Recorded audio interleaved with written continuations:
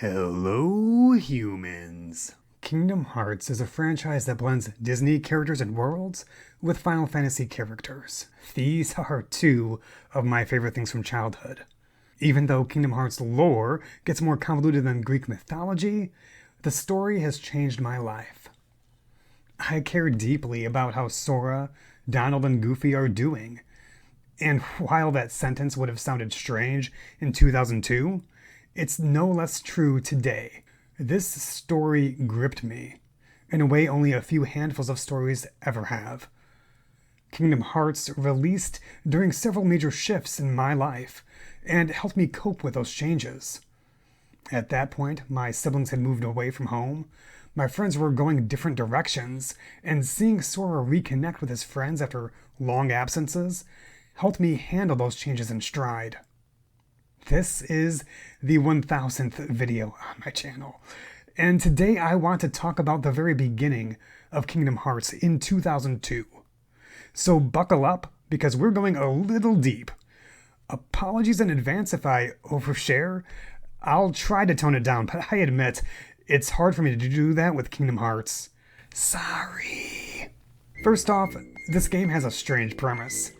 Make a believable game using Disney characters who travel between worlds to keep peace, kind of like Jedi, in search of the chosen wielder of the Keyblade, the only one who can lock what has been opened and open what has been locked. Wait, what? The opening cutscene blew my mind in 2002, and it still gives me chills. I enjoyed it so much, I showed it to all my family and friends that would watch it. Almost none of them shared my enthusiasm. I consider it a masterpiece. The way the opening scenes are shot, all the bizarre imagery that carried so much weight and so many implications. The feeling that my close-knit group of friends was inevitably fraying apart, and that maybe there was nothing I could do to change that, prevailed. The understanding that this unchangeable fate would be the first step on a journey far and wide to restore what I was going to lose. Because of nostalgia, because of the safety net and support system I had built with them, and the back burner suspicion that nothing would, or could, ever go back exactly to how it was. The knowledge that simply starting this journey, taking that first step, would start a series of events that would change me, as well as my friends, and things were going to be different in the future, despite all of my efforts. The clock doesn't turn back, and I had to come to terms with that. But I'd go anyway, to reclaim whatever semblance possible of the safety net I had lost in my childhood. I would try, even if it wasn't salvageable. These are the thoughts these opening scenes evoked. It frightened me, even while empowering me to move forward past my fears, to step into that dark unknown and find out what was there, to discover. So yeah, this story means a lot to me, and some of these thoughts are things I'm just now realizing and sharing, 22 years after the fact. The gameplay opens up with a tutorial right after the opening, and main protagonist Sora softly alights onto Disney-themed stained glass.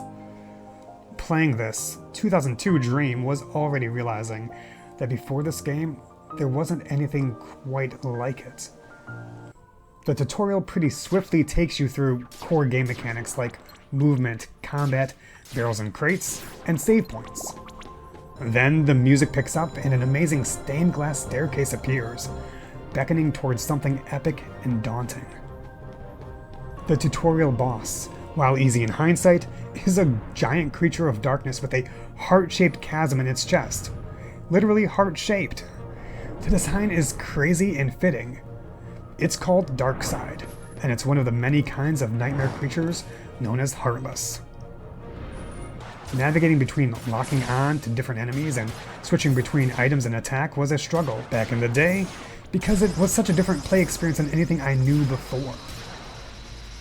Once you win this fight, the story begins with Sora's group of childhood friends on Destiny Islands. But before that, the game throws some choices your way.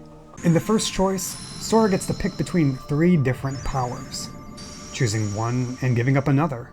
It basically boils down to prioritizing a melee playstyle versus ranged, or choosing defense over strength stats. Already, there's some customization between people's game experience. The second choice asks you 3 questions through some of Sora's acquaintances. They're all from Final Fantasy, by the way. I always choose the same answers no matter what. I'm afraid of being indecisive, I want friendship, and I want to broaden my horizons. Starting this game, I didn't know these choices were placing me on a certain track for how quickly Sora leveled up in the game. This was basically choosing easy, normal, or hard mode for how much level grinding you might have to do later. I always get placed on the normal track, neither fast nor slow. For people speedrunning or wanting to just get through the game, of course the fast track is best. But I always answer the same anyway, and these introductory questions have always stuck with me. I think about them from time to time and wonder about ways I can improve the track I happen to be on in real life. You see, for a lot of my life, and for a lot of areas in my life, I feel like I've been on the slow track. In a world that prioritizes speed and achievement, it's been tough to feel left behind. And even tougher, feeling like that no matter how hard I tried, nothing I did could change my pace. I've seen my siblings and many of my friends reach life goals and seasons ahead of me, doing things faster and better. I mean, it was pretty easy for my siblings since they're older, but a lot of my friends are actually younger than I am, and they've been places and done things I wish I had on my life's resume. I know, sad, right? Well, there's a catch. While being on the slow track for certain things has been frustrating, especially in a competitive world, it's also been good at times. I've seen friends and family get college degrees, purchase homes, move away for a better job, and get into relationships, even have kids. Those things come with benefits, but also challenges and hardships. And while I didn't have the good things that came with those life decisions, I also didn't have the responsibility and some of the negative outcomes that came from them either. So, what am I saying?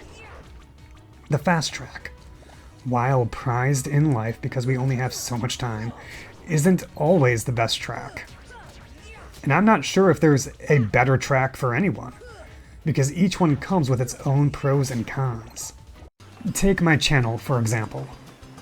I certainly could have started it sooner. It's not even a year and a half old right now, and I'm not getting younger either. But if I had started it sooner, the brand you see, the type of content, the presentation, the channel itself would be different. And not that different is bad, it just wouldn't be the same as what I've created now. And I rather like what I've created so far. I'm happy with the stories I'm telling, how I'm presenting them, and what I'm sharing with others. My channel isn't doing badly, and sure, it could do better. It may have been better to start it sooner, even though that means it would look different than it does now.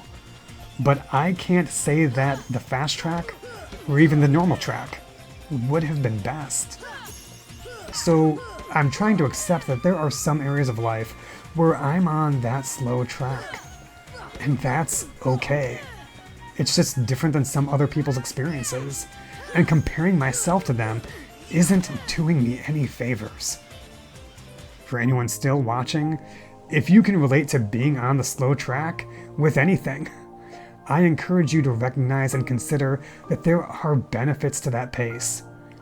Benefits that the other tracks don't have. I'm not saying you shouldn't aim for what you consider better for a different track in life, perhaps. Reach for your dreams. Take hold of those shooting stars where and when you can. But if you feel stuck, if you feel like your life's pace is slower than everyone else around you, remember that the impression you see from those on the fast track isn't the reality. There are challenges and bonuses with any pace. And sometimes, the timing of your arrival matters. Just maybe, you'll arrive precisely when you mean to, even though you don't know it yet. I hope you enjoyed these thoughts from the Kingdom Hearts opening. If you haven't played these games, please consider giving them a shot. They were revolutionary. If you enjoyed this content, please consider liking, commenting, and/or subscribing, doing all of the YouTube things because you will thank me later. And thank you so much for your time. I hope you have a stellar night. Bye.